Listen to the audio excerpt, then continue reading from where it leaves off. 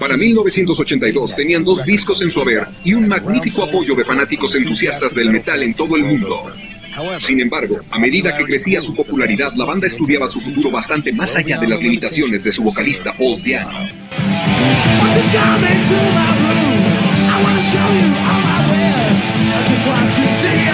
Británico was very much a punk frontman. He wasn't a great singer, but he was right for what the first 2 albums represented. But with Británico, they were going to be stuck.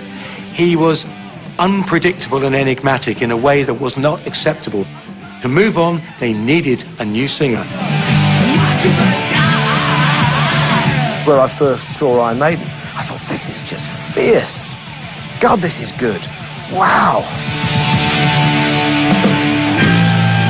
I looked at the singer and I thought, I reckon I could do a better job than him, though, you know, I mean, I should be singing for those guys. I left alone. My mind was blank. They got him, Bruce Dickinson, from Sanson, a band who really weren't going anywhere. What did I see? Well, Bruce had a great voice, great range. Can I believe? He was more articulate, more dynamic, more diverse, a better lyricist and a better singer than Británico. It allowed Maiden to move to the next level.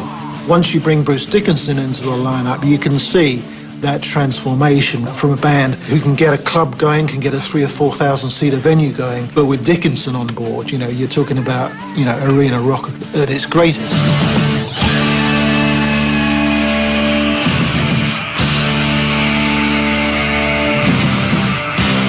Metal is vaudeville, in a way. The story, the theatre in your head, it takes over.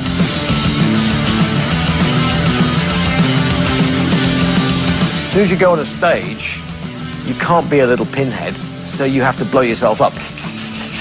But if you want to be that big to somebody who's right at the back of the arena, you've got to take a real and you inflate your ego to supersized proportions. It's supersize me and everything is big, and you don't make a gesture like that, nobody will see it.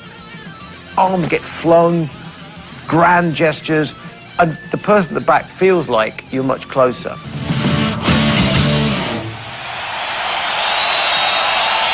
Con Dickinson al frente, Iron Maiden tenía la persona más grandiosa que la banda siempre había anhelado. Pero hubo un elemento particular que fue más famoso que cualquiera de los miembros de la banda. No tocaba ningún instrumento ni sabía cantar. Sin embargo, Eddie se volvió completamente responsable de proyectar la imagen de la banda y fue uno de los símbolos del heavy metal más querido.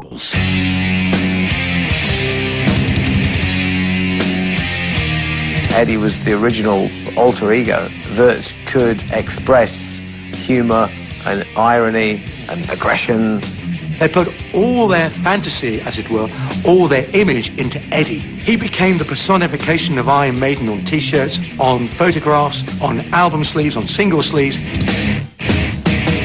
What you've got to realise is Eddie basically started out as just a head, you know, as a cardboard cutout on a piece of plywood. It was more like a kabuki kind of mask and was shaped to look a little bit grotesque. And I remember seeing that behind the drummer. We'd do the set, and at the end of it, he had some fake blood gushing out in the mask, and actually went all over the drummer's head. He was just covered in this red stuff. The original Eddie didn't have long hair. They had to give him some hair so he looked like a proper headbanger. What was the inspiration for this album? Eddie.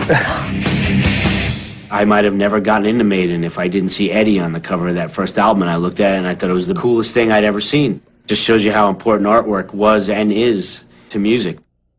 I just love the fact that we didn't know what he is. Was he a corpse? Was he a monster? Was he an alien? Because every record, he changed to whatever the theme of the record was. Killers, he's killing someone. Peace of Mind, he's in a straitjacket. Power Slave, he's in ancient Egypt. And then on top of that, when Maiden's playing, maybe if the energy level isn't as high, boom, they bring out the giant Eddie to come on stage, and everyone's like, oh, there's Eddie.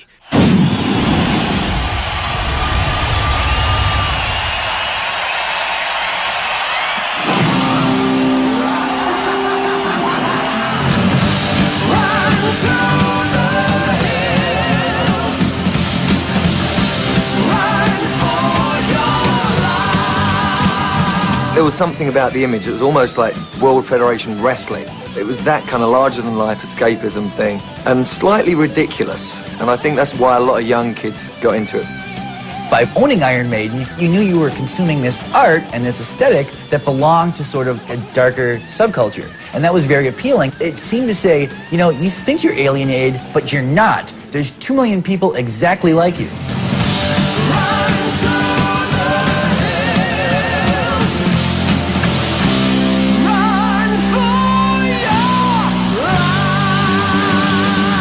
Iron Maiden grabbed everyone between the ages of 14 and 22 at that time by the balls and didn't let go.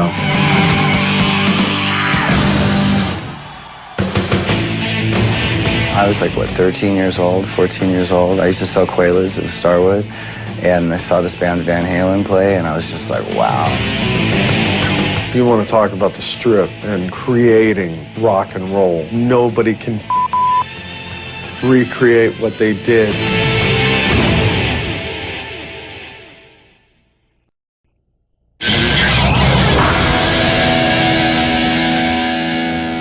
Any band is always influenced by their environment, wherever they come from. Black Sabbath were from Birmingham, very dour, low-key, very working-class oriented, and it certainly shows in their music and their approach and attitude to life. But California, Hollywood, is glitz, glamour, glitter. A 8.000 kilómetros y un continente de distancia de la tierra donde fue forjado el heavy metal, había un auge en un lugar seductor de distinta clase, y a diferencia de la situación industrial inherente a Inglaterra, este nuevo escenario estaba bañado de sol. You can't get much more opposite than Birmingham, England, and Los Angeles Sunset Strip. You know, the bright colors and the spandex and the shoes and the boots and the girls. Up to that point, heavy metal was very much about men. It was macho. It was standing on stage and being very forceful. Now suddenly it was cool to be a character again. Suddenly it was cool to be a little trashy, a little sleazy, a little sexy, as it were. And that's what happened with heavy metal groups in Los Angeles. They took the essence of the music, but they glamified it. Before people used the term hair metal, I remember they used to use a term called teeth metal. These are bands who smile. Van Halen created it. This was heavy music, but like the singer likes to be there. I love talking. I love telling jokes. For me, this is just one big wet T-shirt contest, you know? They just kind of summed up everything about the California lifestyle. They didn't go in for the trappings, you know, the witches and the mysticism in the woods. It's all about chicks and cars and good times. And they really Americanized heavy metal. Van Halen se formó en 1974 y pasaron los siguientes 3 años puliendo sus habilidades en los clubs de Los Ángeles. If you want to talk about the Strip and creating rock and roll in LA, nobody can recreate what they did. I was like, what, 13 years old, 14 years old. I used to sell Quaaludes at the Starwood, and I saw this band Van Halen play, and I was just like, wow. I used to go to see him at the Whiskey. I swear to God, I used to sit on the stage, and here'd be Van Halen flying all over the place like it was an arena, and there'd be 12 people there. I said to my guys, there's something new going down, and sure enough, Van Halen erupted. En 1978, Van Halen lanzó su debut autotitulado. Repleto de éxitos en la radio, el álbum obtuvo disco de platino 6 veces. When Van Halen 1 came out, everyone in Britain just picked up on it and said, have you heard this album? It's so different. It's so exciting. It's so fresh. It's so not British. If there is any design to it at all, the sound of Van Halen is meant to spill over all over your turntable and ruin the rest of your records. When Van Halen 1 came out, it revolutionized guitar playing. Eddie played with a style that nobody before him ever had played. Anybody who just listens to the beginning of Eruption, just the beginning, even if you're not a guitar player, the way that